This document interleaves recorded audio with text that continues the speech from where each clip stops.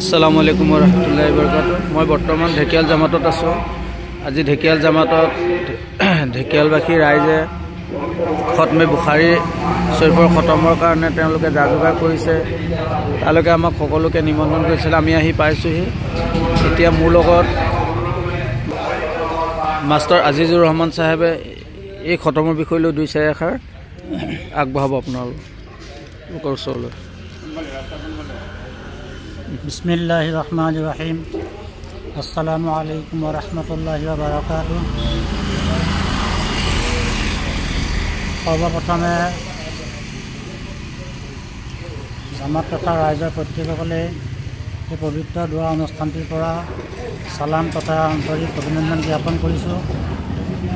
আমাৰ জামাতে ৰাইজৰ সকলো দিশৰ উন্নতিৰ হকে, সকলো দিশৰ শান্তিৰ হকে এই দোৱা অনুষ্ঠানৰ কথা আলোচনা কৰিছিল। সেই দোৱা অনুষ্ঠানটোৰ লগত সম্পৰ্ক ৰাখি ৰাইজৰ যুৱক তথা বয়োজ্যেষ্ঠসকলৰ পৰামৰ্শ অনুযায়ী পবিত্ৰ কোৰাণ শ্বৰীফ খতম তথা পবিত্ৰ বুখাৰী শ্বৰীফ খতমৰ বাবে চিন্তা চৰ্চা কৰি আজি দিনটো নিৰ্ধাৰিত কৰা হ'ল। আৰু মহিলাসকলেও দাৱত আছে সকলো। আৰু এটা আপোনালোকৰ শুনিলোঁ যে আপোনালোকৰ এই গাঁৱৰ বাহিৰত যিসকল আপোনালোকৰ ছোৱালী আছে তেওঁলোককো এই দোৱাত দাৱাত কৰা হৈছে বুলি গম পাইছোঁ।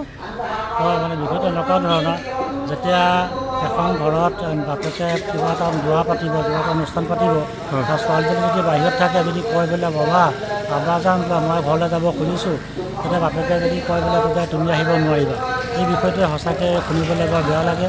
সেই গতিকে আমাৰ ৰাইজে আলোচনা বিবেচনা কৰি চিন্তা চৰ্চা কৰি আমাৰ জামাতৰ পৰা যিমানসকল ছোৱালী অৰ্থাৎ জীয়ৰী অন্য ঠাইলৈ বিয়া হৈ গ'ল, আমি তেখেতসকলকো দাঁত কৰা হৈছে।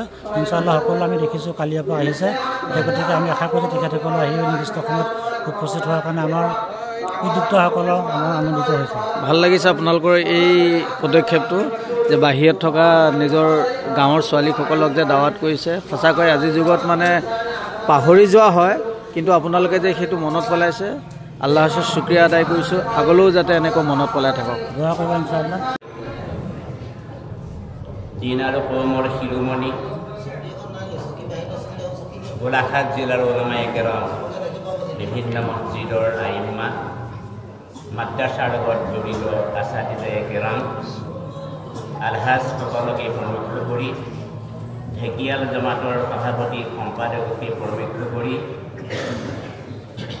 শ্ৰদ্ধাৰ বিষয়ববীয়াসকল, মুৰব্বিয়ান হাজৰাত, আই স্বৰূপা মাতৃ সমাজ আৰু মন মইনাহত, মই কথাখিনি দীঘলকৈ নকওঁ, কিন্তু সভাপতি মহোদয়ে যিটো কথা কৈছে বুখাৰী শ্বৰীফৰ ওপৰত, বুখাৰী শ্বৰীফৰ ওপৰত প্ৰথমৰ প্ৰধান কথা ক'বলৈ গ'লে যথেষ্ট সময়ৰ প্ৰয়োজন হয়। সেইখিনিলৈ মই নগৈ আজি যে আমি বুখাৰী